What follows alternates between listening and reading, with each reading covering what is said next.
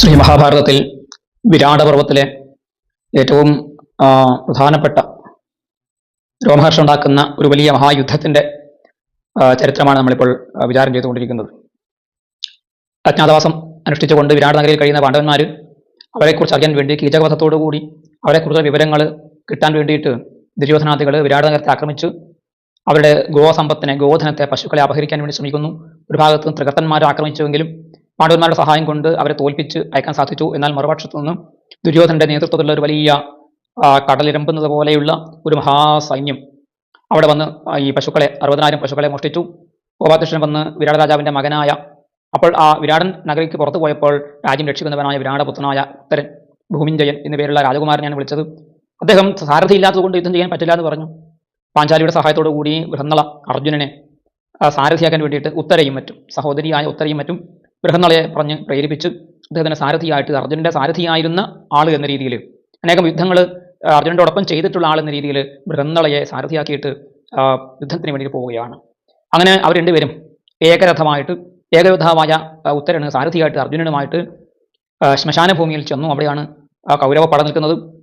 അതിനടുത്തുള്ള ശമീവൃക്ഷത്തിലാണ് തൻ്റെ ആയുധങ്ങളുള്ളത്. അവിടെ തദനീകം മഹത്തേഷം വ്യബഭൗ സാഗരോപമം സർപ്പമാണമിവ ആകാശേ വനം ബഹുളപാദപം.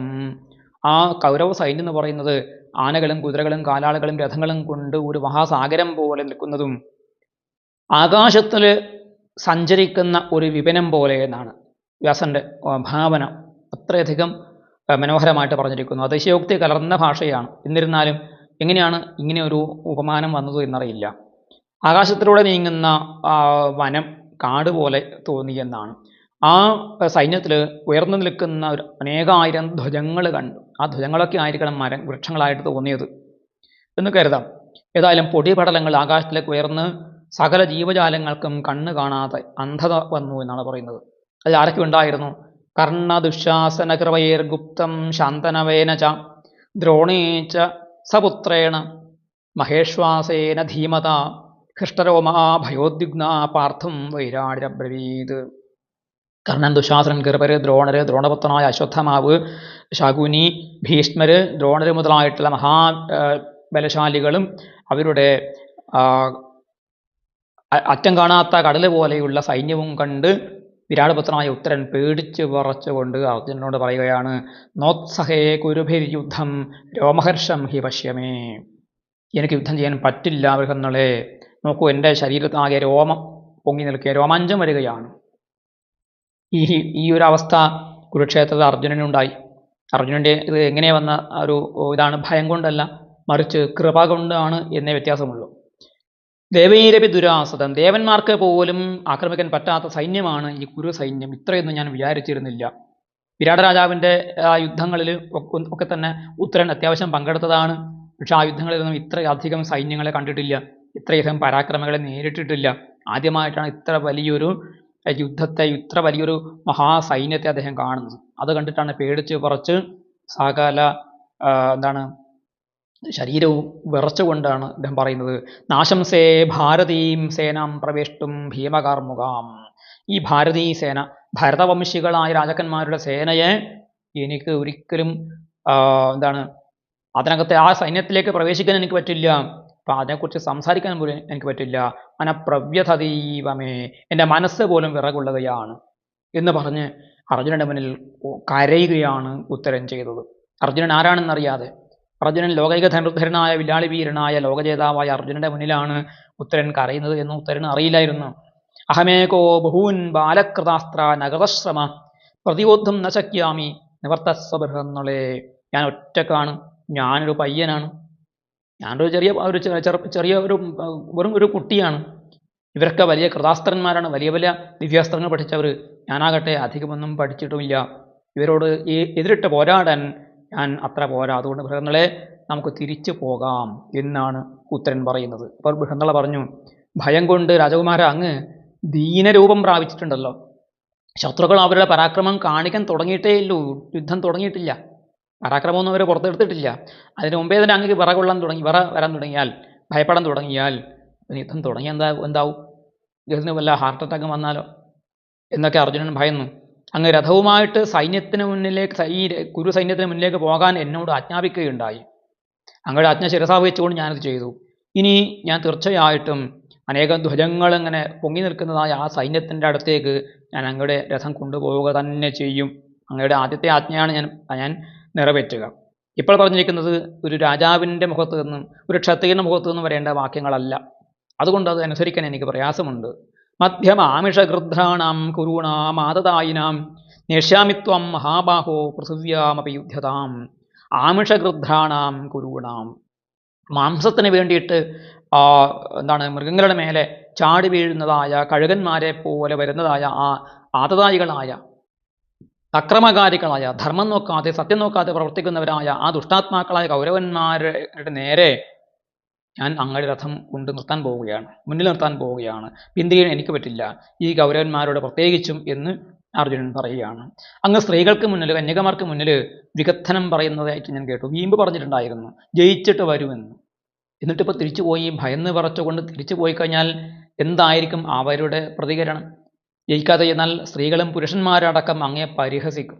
തങ്ങൾ ശൗര്യം ഒന്നിനും കൊള്ളില്ല എന്ന് പറയും. അഹമപ്യത്ര സൈരന്ധ്രാഖ്യാത സാരഥ്യ കർമ്മണി നത് ശക്ഷ്യാമ്യനർജിത്യ ഗാപ്രയാതും പുരം പ്രതി.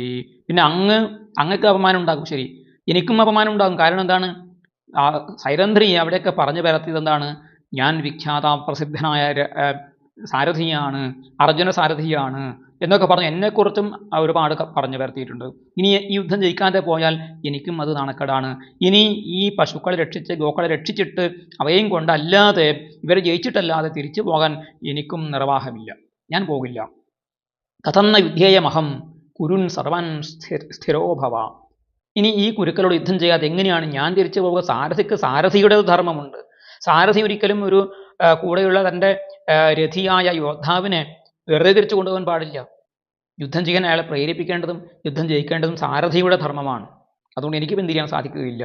ഉത്തരൻ വീണ്ടും ദീനനായിട്ട് പറഞ്ഞു, എന്നെ സ്ത്രീകളും പുരുഷന്മാരും എല്ലാവരും കളിയാക്കിക്കോട്ടെ, എനിക്കൊരു പ്രശ്നമില്ല, ജീവൻ തിരിച്ചു കിട്ടുമല്ലോ. പൈക്കളെ കുരുക്കളെ കൊണ്ടുപോയിക്കോട്ടെ, പശുക്കളെ നമുക്ക് വേറെ വാങ്ങാലോ. അച്ഛൻ ശൂന്യമായ നഗരിയെ എന്നെ ഏൽപ്പിച്ചു. ഞാനിപ്പോൾ അവിടെ ഇരുന്ന് ശൂന്യ നഗരത്തിൽ ഇരുന്നു കൊണ്ട് രാജ്യം രക്ഷിക്കുകയാണ് എൻ്റെ കർത്തവ്യം. ഇവിടെ യുദ്ധം ചെയ്യൽ എൻ്റെ കടമയല്ല. അപ്പോൾ രാജ്യം രക്ഷിക്കുക എന്ന് വെച്ചാൽ എന്താണ്? യുദ്ധം ചെയ്യലാണല്ലോ. യുദ്ധം ചെയ്തിട്ടും രാജ്യം രക്ഷിക്കേണ്ടതാണല്ലോ ക്ഷത്രിയൻ്റെ കടമ. ഇതൊന്നും ഉത്തരൻ ഓർക്കുന്നില്ല, ഒഴിവുകഴിവ് പറയുകയാണ്. ഒന്നും പറയുന്നൊന്നുമില്ല. രഥത്തിൽ നിന്ന് അദ്ദേഹം ഇറങ്ങി പുറകോട്ട് ഓടുകയാണ്, ജീവനം കൊണ്ട് ഓടുകയാണ്. അർജുനൻ അദ്ദേഹത്തെ പിടിക്കാൻ വേണ്ടി രഥത്തിൽ നിന്ന് ചാടി ഇറങ്ങി ഈ ഉത്തരൻ്റെ പുറകെ ഓടി. ക്ഷത്രിയന്മാരിങ്ങനെ ഓടരുത് കുമാര എന്ന് പറയുന്നുണ്ടായിരുന്നു. ശ്രേയസ്തു മരണം യുദ്ധേന ഭീതസ്യ പലായനം. ക്ഷത്രിയന്മാർക്ക് യുദ്ധത്തിൽ വീരമൃത്യു പ്രാപിക്കുന്നത് ഏറ്റവും ശ്രേയസ്കരമാണ്. ഭീരുക്കളെ പലായനം ചെയ്യുന്നത് ക്ഷത്രിയൻ ഒരിക്കലും ചേർന്നതല്ല എന്ന് പറഞ്ഞുകൊണ്ട് അർജുനൻ ഓടുകയാണ്. അർജുനൻ ഓടാൻ കുറച്ച് പ്രയാസം ഉണ്ടായത് എന്താണ്? വ്യാസൻ പറയുന്നു, ഈ ബൃഹന്നള ധരിച്ചത് എന്താണ്? ചുവന്ന ഒരു പട്ടു സാരി ഉടുത്തിട്ടാണ് പോയത്. ഈ ചുവന്ന സാരി ഉടുത്ത ഒരു സ്ത്രീ എങ്ങനെയാണ് ഓടുക, വേഗത്തിൽ ഓടാൻ സാധിക്കുക? നമുക്കറിയാലോ, വളരെ പ്രയാസമാണ്. ആ സാരി തലക്ക് ഒരു ഭാഗത്തേക്ക് ഊർന്നു വീഴുന്നു, ബൃഹന്നളയുടെ മുടിക്കെട്ട് അഴിയുന്നു. ഇങ്ങനെ വളരെ പ്രയാസപ്പെട്ടിട്ടാണെങ്കിലും അർജുനൻ യുദ്ധത്തിൽ തനിക്കും ജയിച്ചേ പറ്റൂ. താൻ ഇനിയൊരിക്കൽ യുദ്ധത്തിൽ ജയിക്കേണ്ടവരായ തൻ്റെ ശത്രുക്കളാണ് ഇവിടെ വന്നു നിൽക്കുന്നത്, അതും തന്നെ ലക്ഷ്യമിട്ടാണ് വന്നിരിക്കുന്നത് എന്ന് അർജുനൻ അറിയാം.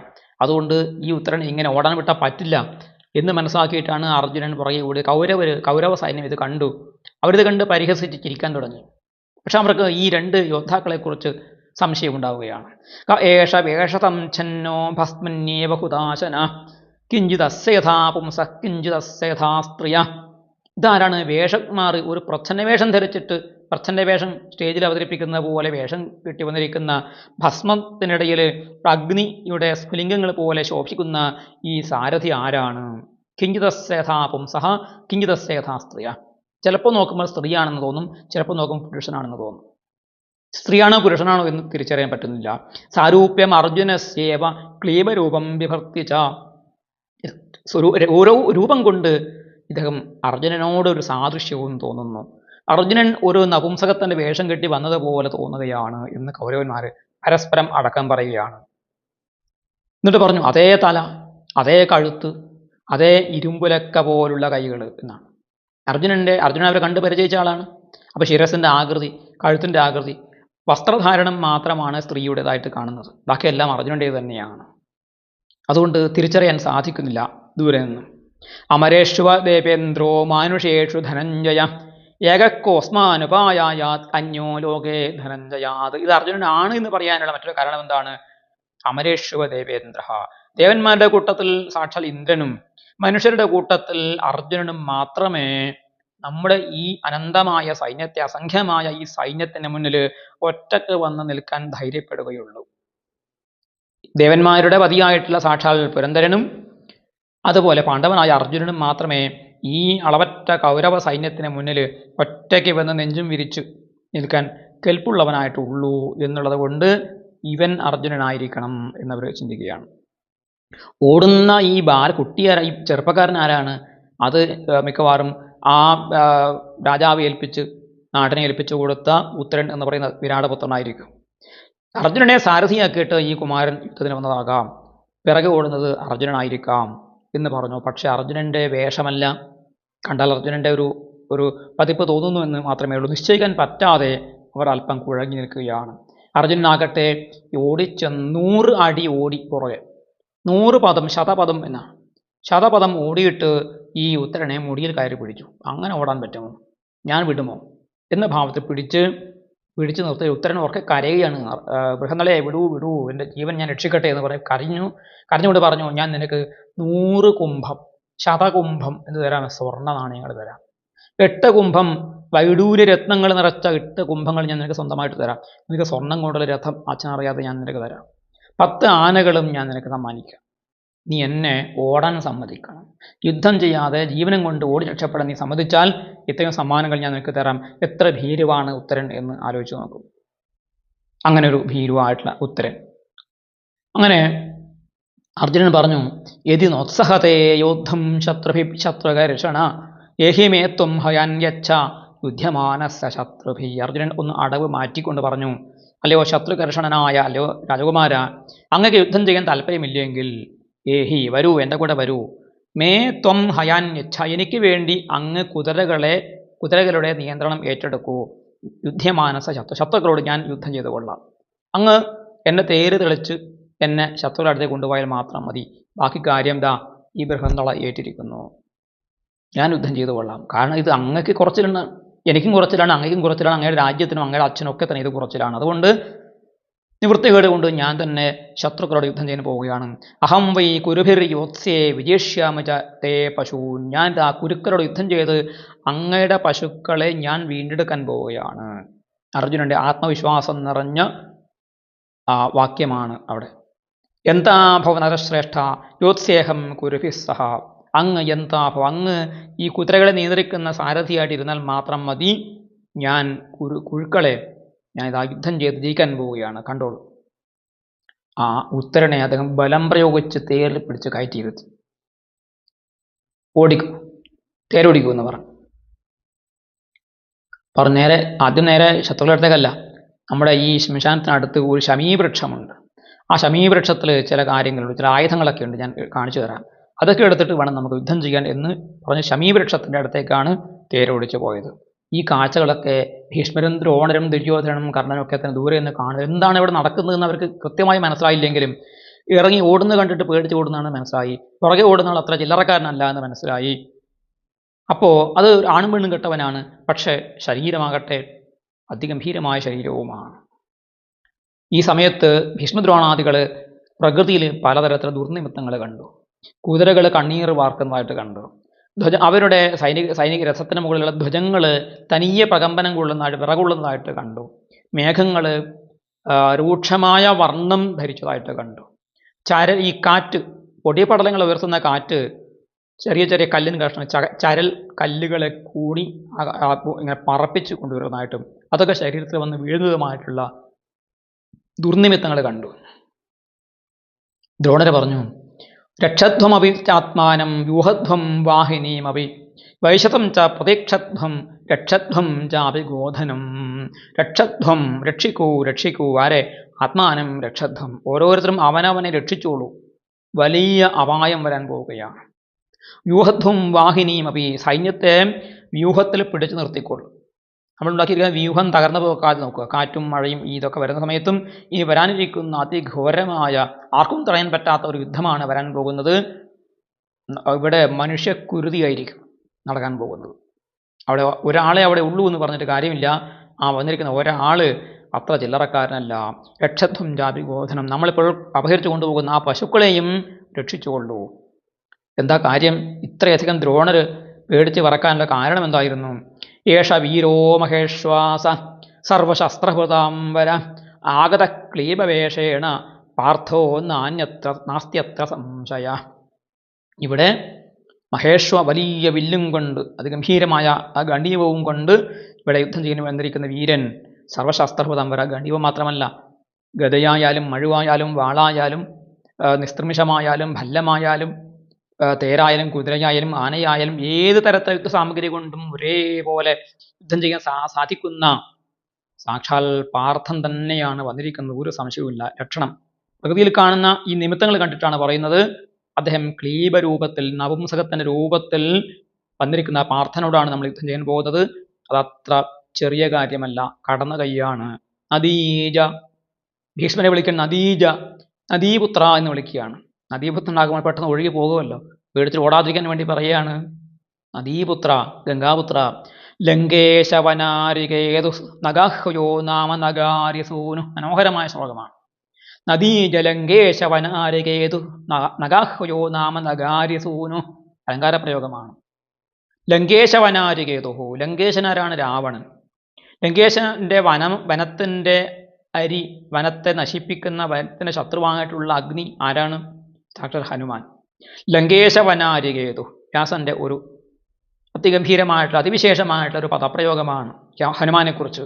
ആ ഹനുമാനെ നഗഹ്യോ നാമ നഗാരി സൂനു. ആ ഹനുമാനെ ലങ്കേശവനാരിയെ കൊടിയടയാളമായിട്ട് സ്വീകരിച്ചിട്ടുള്ള ആര്? നഗാഹ്വയൻ. ഈ അർജുനൻ എന്ന് പറഞ്ഞാൽ ദുര്യോധനാദികൾക്ക് സംശയം തോന്നും. അതുകൊണ്ടായിരിക്കണം അദ്ദേഹം ആദ്യം പറഞ്ഞത് നഗാഹ്വയൻ. നഗം ഒരു മരത്തിന്റെ പേരുള്ളവൻ എന്നാണ് പറഞ്ഞത്. മരം എന്ന് പറയുന്നത് അർജുനം എന്ന് വെച്ചാൽ മരം എന്ന അർത്ഥമുണ്ട്. വൃക്ഷം, അർജുനൻ പാണ്ഡുപുത്രനായ അർജുനൻ എന്ന അർത്ഥമുണ്ട്. അപ്പോൾ വൃക്ഷനാമിയായിട്ടുള്ള നഗാര്യസൂനു. നഗാരി എന്ന് പറഞ്ഞാൽ ഇന്ദ്രൻ, പർവ്വതങ്ങളുടെ ശത്രുവായിട്ടുള്ള ഇന്ദ്രന്റെ മകൻ. ഇന്ദ്രപുത്രനായിട്ടുള്ള നഗ എന്ന പേരോട് കൂടിയിട്ടുള്ള, അർജുന നാമത്തോട് കൂടിയിട്ടുള്ള ഏഷോങ്കനാവേഷധര കിരീടി യിത്വാധയം നേഷ്യതി ചാദ്യഗാവ. കിരീടിയായിരിക്കുന്ന, ഇന്ദ്രൻ നൽകിയ കിരീടം ധരിച്ചവൻ, അഗ്നി നൽകിയ ദിവ്യ കിരീടം ധരിച്ചവനായ ആ പാർത്ഥൻ സ്ത്രീവേഷധാരിയായിട്ട് ഇവിടെ വന്ന് നമ്മളെ ജയിച്ച് പശുക്കളെ കൊണ്ടുപോകും. നോക്കി നിന്നോളൂ. എന്താ ചെയ്യാൻ സാധിക്കുക? ഒന്നും ചെയ്യാൻ സാധിക്കില്ല. ഇവൻ സത്യം പറയുന്നവനാണ്, ഇവൻ വിക്രമിയാണ്, ഇവൻ ധർമ്മം ചെയ്യുന്നവനാണ്, ഇവൻ സവ്യസാചിയാണ്. ഇടത് കൈ കൊണ്ടും വലത് കൈ കൊണ്ടും ബാറ്റ് ചെയ്യുന്ന ആളാണ്. ഒറ്റ കൈയല്ല, രണ്ട് കൈ കൊണ്ടും ഒരുപോലെ യുദ്ധം ചെയ്യാൻ സാധിക്കുന്ന സമർത്ഥനാണ്. യുദ്ധം ചെയ്യാതെ ഇവൻ പുറപ്പെട്ടാൽ മടങ്ങുകയില്ല. കാട്ടിൽ ക്ലേശം സഹിച്ചവനാണ്. നമ്മൾ കൊടുത്ത ദ്രോഹത്താൽ അമർഷം പൂണ്ട് അംഗക്കലിമുത്ത് വരുന്നവനാണ്. ഇന്ദ്രനിൽ നിന്നും അസ്ത്രബലം നേടിയ ലോകജേതാവാണ്. ഇവനെ വെല്ലാൻ ആരുമില്ല. ഇവനെ ജയിക്കാൻ ലോകത്തിൽ ആരെങ്കിലും ഇനി ജനിക്കേണ്ടിയിരിക്കുന്നു. മഹാദേവൻ യുദ്ധത്തിൽ സന്തോഷിച്ച് ഇവന് ദിവ്യാസ്ത്രങ്ങൾ കൊടുത്തു. കിരാതവേഷത്തിൽ വന്ന് ഹൈമവത ഭൂമിയിൽ വെച്ച് സാക്ഷാൽ മഹാദേവൻ ഇദ്ദേഹത്തിന് ദർശനം കൊടുത്തിട്ട് പാശുതാസ്ത്രം കൊടുത്ത് ഇവന്റെ യുദ്ധസാമർത്ഥ്യം കണ്ട് സന്തോഷിച്ച് അംഗീകരിച്ചതാണ്. ആ അർജുനൻ ജയിക്കാൻ ലോകത്തിൽ ഇനി ആരുമില്ല. ഇത് കേട്ട് കർണൻ പറഞ്ഞു, അങ്ങ് ഫാൽഗുനനെ വെറുതെ പുകഴ്ത്തുകയാണ്. എൻ്റെ ശൗര്യത്തിന് ചേരില്ല. എൻ്റെയും ദുര്യോധനയുടെയും ശൗര്യത്തിൻ്റെ കലാംശം 16-1 പോലും അർജുനന് വരില്ല. അങ്ങ് ഇപ്പോൾ ഇന്ന് ഈ യുദ്ധത്തിൽ അത് മനസ്സിലാവുമെന്ന് പറഞ്ഞു. ദുര്യോധനൻ പറഞ്ഞു, കർണ പേടിക്കാനില്ല, അർജുനൻ പാർത്ഥനാണ് വരുന്നതെങ്കിൽ നമ്മുടെ കാര്യം നടന്നു കഴിഞ്ഞു. അവനെ തിരിച്ചറിഞ്ഞ് വീണ്ടും 12 വർഷം നമുക്ക് കാട്ടിലേക്ക് അയക്കാം. ഈ യുദ്ധത്തിൽ ശരമാരി പെയ്ത് അവനെ നമുക്ക് യുദ്ധത്തിൽ വീഴ്ത്തിയിട്ട് അവൻ്റെ വസ്ത്രമൊക്കെ അഴിച്ചു നോക്കാൻ പറ്റും, അല്ലെങ്കിൽ അവൻ്റെ വേഷം മാറ്റിയിട്ട് നമുക്ക് പരിശോധിച്ചാൽ അർജുനനാണ് എന്ന് തെളിയിച്ചാൽ അവനെ വീണ്ടും നമുക്ക് കാട്ടിലേക്ക് അയക്കാൻ സാധിക്കും. അതുകൊണ്ട് നല്ലൊരു അവസരമാണ് വന്നത് എന്ന് ദുര്യോധനൻ പറഞ്ഞു. തുടർന്ന് അവിടെ നടക്കാൻ പോകുന്ന യുദ്ധത്തിൻ്റെ സ്വഭാവം എന്താണ്? യുദ്ധത്തിൽ അർജുനൻ ജയിക്കുമോ? ഈ മഹാരഥന്മാർ, വില്ലാളി വീരന്മാരായിട്ടുള്ള ആളുകൾ അടങ്ങിയ ഈ മഹാസൈന്യത്തെ ഒറ്റയ്ക്ക് അർജുനന് നേരിട്ട് ജയിക്കാൻ സാധിക്കുമോ? സാധിക്കുമെങ്കിൽ അർജുനൻ്റെ അതുല്യമായ പ്രഭാവമാണ് അത് കാണിക്കുന്നത്. അർജുനൻ ശ്രീകൃഷ്ണൻ്റെ ചൈതന്യം തന്നെയാണ്, ശ്രീകൃഷ്ണൻ തന്നെയാണ്. ശ്രീകൃഷ്ണനിൽ നിന്നും അദ്ദേഹം വിഭിന്നനല്ല. ലോകരക്ഷകനായിട്ട് ഭഗവാന്റെ തന്നെ അംശമായിട്ട് നരനാരായണ മൂർത്തിമാരുടെ അംശമായിട്ടുള്ള ചൈതന്യമായിട്ടുള്ള അർജുനൻ യുദ്ധത്തിൽ അങ്ങനെ പരാജയപ്പെടുമോ? അതാണ് ഇനി നമുക്ക് കാണാനുള്ളത്.